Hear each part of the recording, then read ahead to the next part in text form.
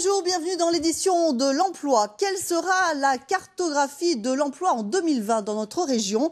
L'INSEE vient de réaliser une enquête à ce sujet. Bertrand Kaufmann, chef du service études et diffusion, l'analysera pour nous dans cette émission.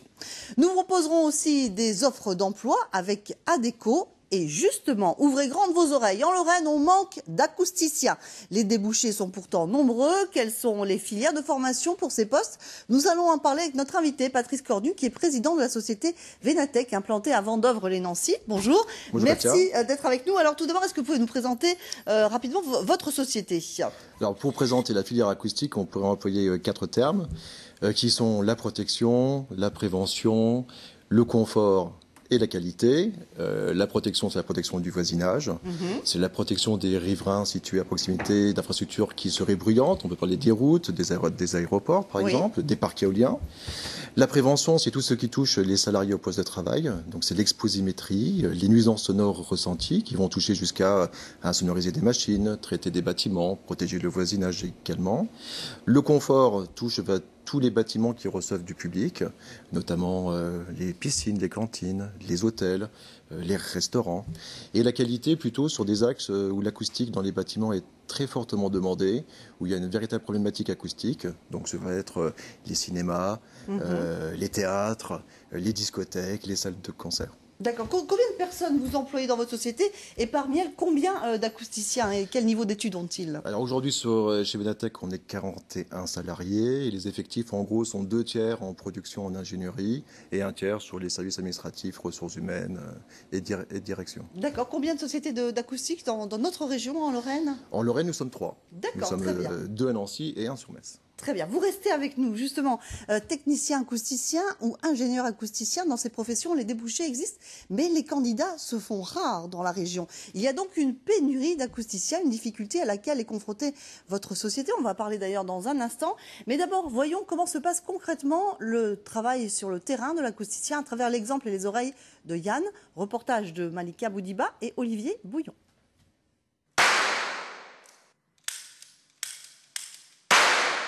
Ici, on teste le bruit. Normal, il s'agit d'une salle des fêtes placée à proximité d'un hôtel et on comprend bien la problématique pour les acousticiens. Le premier à intervenir est le technicien.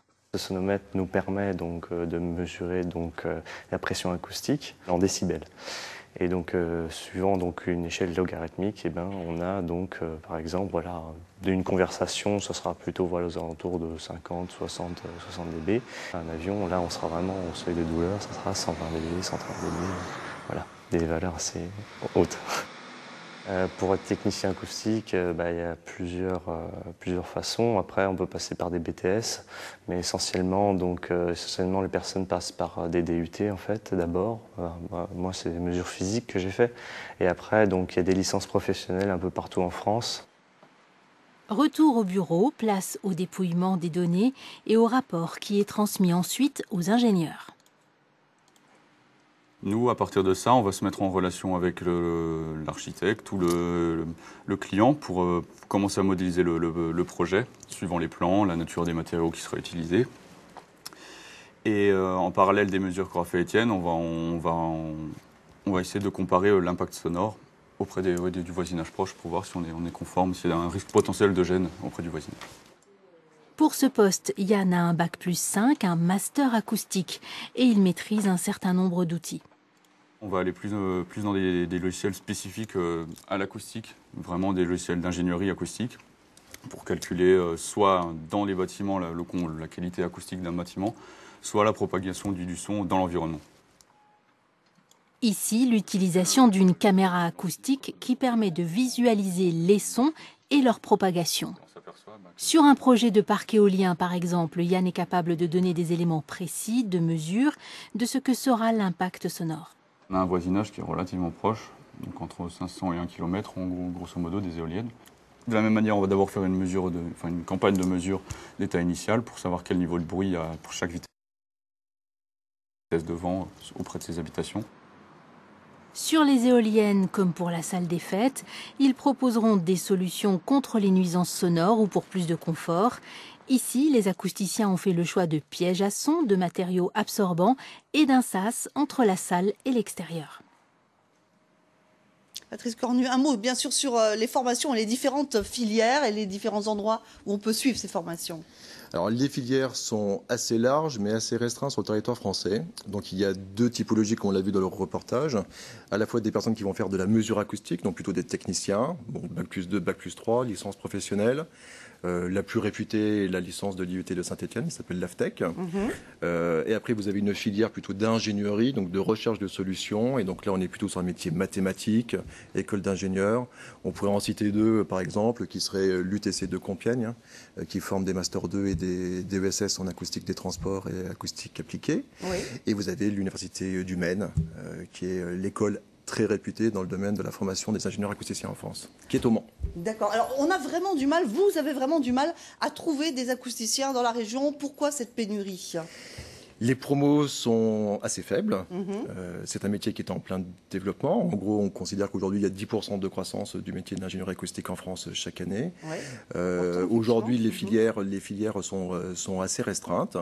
Et qui plus est, nous, notre siège social étant en Lorraine, il est un peu difficile d'attirer de jeunes ingénieurs ou des ingénieurs seniors travailler en Lorraine, sachant que les formations sont plutôt au Mans, à Paris, à Marseille et Lyon. D'où la difficulté. D'accord. Un mot, après les formations, effectivement, combien de temps sur le terrain avant d'être réellement efficace ? Alors, dans être réellement efficace, on va dire un bon technicien de mesure acoustique pour bien comprendre les méthodologies, les normes, le matériel. On va dire au bout de 2 ans de pratique sur le terrain, on commence à être performant. Après, dans le domaine de l'ingénierie, là, c'est beaucoup d'expérience. On va parler d'ingénierie des parcs éoliens, par exemple. Il faut 1 année ou 2 années pour bien comprendre la propagation des sons dans l'environnement. Et l'acoustique architecturale, donc dans le bâtiment, où là, tous les jours, on apprend. Et tous les jours, on se confronte à des chantiers, à la réalité sur le terrain, des études qu'on a réalisées. Alors, on va profiter de votre présence, puisque vous avez des offres à proposer. Vous recherchez désespérément, j'ai envie de dire, non, j'exagère, des candidats. Écoutez, Vénatech est en développement. Aujourd'hui, on a 5 agences en France. On en crée 5 de plus cette année sur l'année 2013. Donc aujourd'hui, on a une vingtaine de postes à pourvoir. Sur ces 20 postes, ce sont à la fois des techniciens de mesure acoustique, des ingénieurs seniors, des ingénieurs juniors et des chefs d'agence à dominante commerciale. D'accord, donc on voit le téléphone, effectivement, et puis l'adresse pour ceux qui sont intéressés. Eh bien, merci beaucoup d'être venu aujourd'hui sur notre plateau. Merci beaucoup, Patrice Cornu.